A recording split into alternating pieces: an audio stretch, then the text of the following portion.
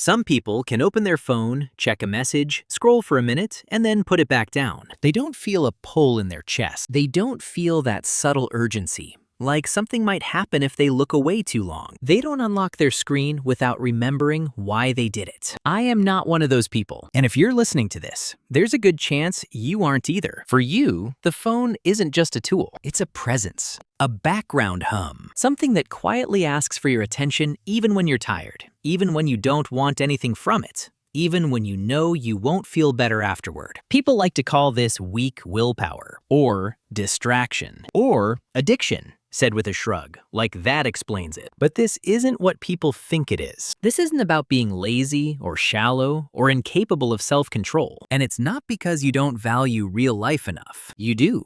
That's part of the problem. What's underneath this isn't hunger for content. It's fear. Not dramatic fear. Not panic. Something quieter. The fear of being left out. The fear of being forgotten. The fear that something meaningful will happen without you knowing. The fear that connection exists somewhere else, and you're missing it. Invisibility, replaceability, silence.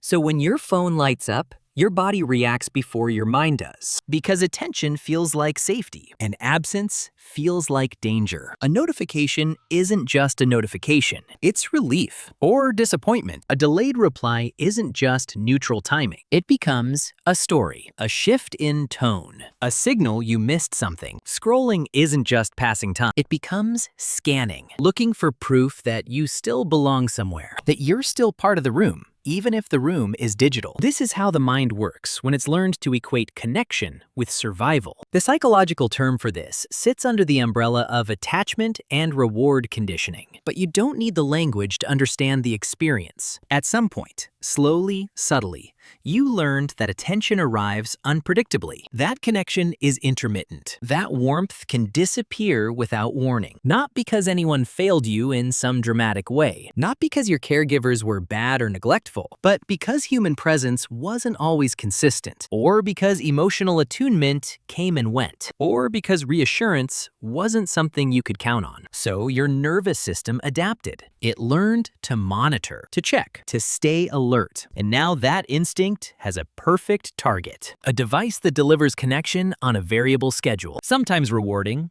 sometimes empty. Always promising something just one swipe away. This isn't a personality flaw. It's a survival system doing exactly what it was trained to do. Your body learned rules. Stay available. Stay updated. Stay reachable. Don't miss the moment when someone reaches out. Because missing it once might mean losing it entirely. So you keep your phone close. You refresh.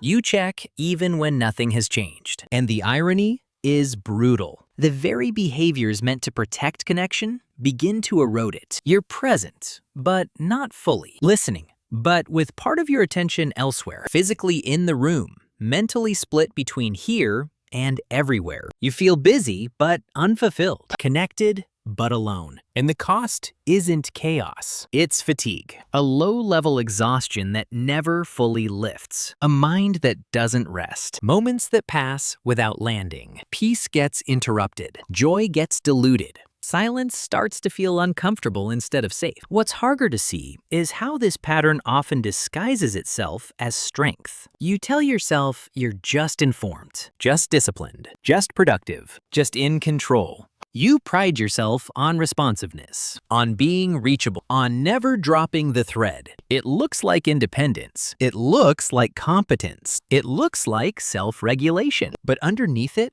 is vigilance, a constant internal scanning that doesn't shut off. And that vigilance came from intelligence, from sensitivity, from a deep awareness of other people. You are someone who notices shifts, who picks up on tone, who values connection deeply. That's not weakness, that's capacity. You're loyal, emotionally intelligent, able to attune.